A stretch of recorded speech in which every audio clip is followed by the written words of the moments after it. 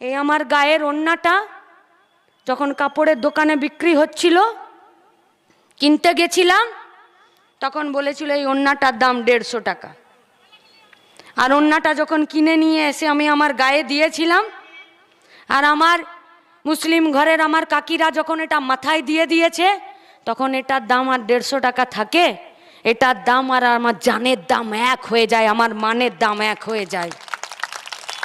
ইয়া ইয়া ইয়া ইয়া ইয়া ইয়া ইয়া ইয়া।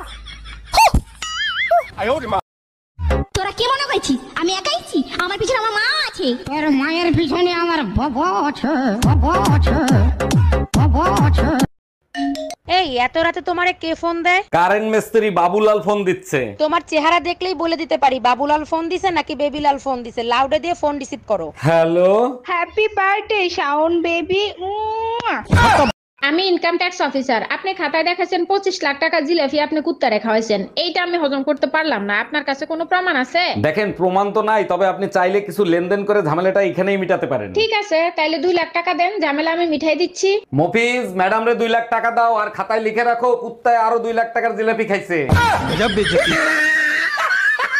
তোর সংসার নেই, তুই থাক, গেলাম আমি বাপের বাড়ি। যাও, কিন্তু যাওয়ার আগে সুমন ফকিরের 600 টাকা দিয়ে যাইও। কিসের টাকা? আমি তো তার কাছ থেকে কোনো টাকা ধার আনি নাই। তোমার জন্য একটা তাবিজ আনছিলাম, বলছিল তাবিজে কাজ করলে টাকা দিয়েন। কি তুই আমারে তাবিজ করছিলি?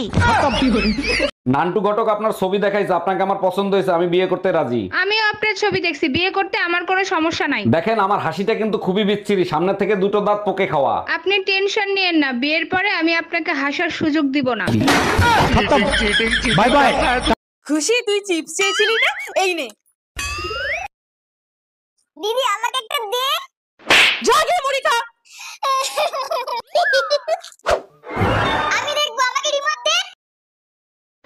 জাগে মোটা খেয়ে নে। না খাবো না।